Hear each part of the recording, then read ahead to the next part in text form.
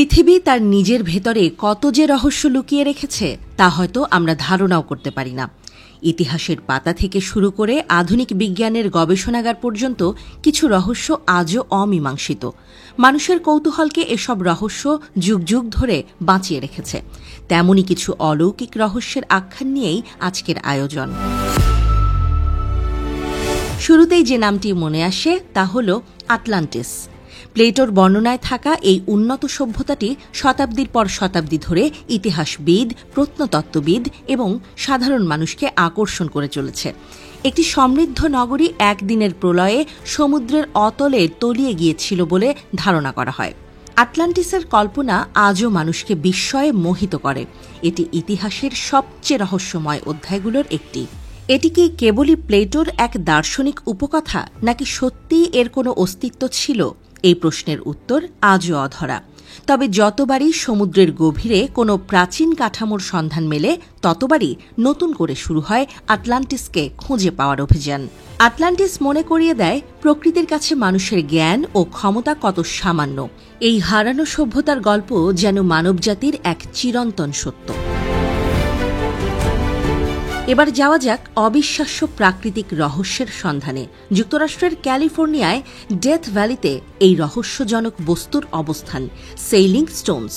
এই বিশাল পাথরগুলো মরুভূমির শুকনো মাটির ওপর দিয়ে যেন নিজে থেকেই এগিয়ে চলে, পেছনে রেখে যায় দীর্ঘ ও গভীর দাগ। এই সেইলিং স্টোনসের অদ্ভুত চলাচলের কারণ নিয়ে বহু বছর ধরে বিজ্ঞানীরা বিভ্রান্ত ছিলেন। মরুভূমির বুক চিরে এই পাথরগুলোর নীরব গতি মাধ্যাকর্ষণকেই চ্যালেঞ্জ জানায়, আর দর্শকদের করে অবাক। একসময় অনেকে ধারণা করতেন এটি চুম্বকীয় টানের প্রভাব, আবার কেউ কেউ একে কোনো অলৌকিক শক্তি বলে মনে করতেন। তবে সাম্প্রতিক গবেষণায় এই রহস্যের জট কিছুটা হলেও খুলেছে। বিজ্ঞানীরা এখন বিশ্বাস করেন বরফ আর হালকা বাতাসের এক বিরল ও নিখুঁত সমন্বয়ে কিছু নির্দিষ্ট পরিবেশে পাথরগুলো আসলেই পিছলে সামনে এগিয়ে যেতে পারে। যখন রাতের তীব্র ঠান্ডায় মরুভূমির কাদামাটি জমাট বেঁধে বরফের পাতলা আস্তরণ তৈরি করে, তখন সেই আস্তরণের ওপর বাতাসের সামান্য ধাক্কাতেই বিশাল আকারের পাথরগুলোও নড়াচড়া করতে শুরু করে। বরফ গলে গেলে কেবল পাথরের এগিয়ে যাওয়ার চিহ্নটি বাকি থাকে। তবে এখন পর্যন্ত পাথরের এগিয়ে চলার সুনির্দিষ্ট কারণ পুরোপুরি জানা যায়নি। কিন্তু এই নীরব অভিযাত্রা নিঃসন্দেহে ডেথ ভ্যালির এক অফুরন্ত রহস্যের উৎস হয়ে আছে।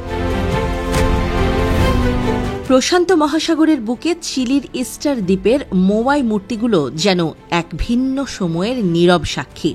শুধু আকার আর নৈপুণ্যের জন্যই নয়, এগুলোর নির্মাণ ও পরিবহনের ইতিহাস নিয়ে রয়েছে ঢের রহস্য।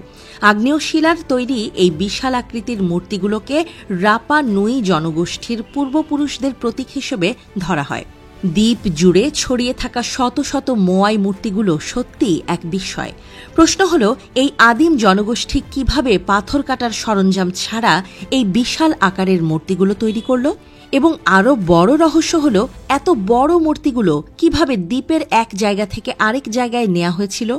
এই মূর্তিগুলোর ওজনকে যদি মাথায় রাখা হয়, তবে আধুনিক প্রযুক্তি ছাড়া শুধুমাত্র মানুষের পক্ষে এটি করা কতটা সম্ভব তা আজও বিতর্কের জন্ম দেয়।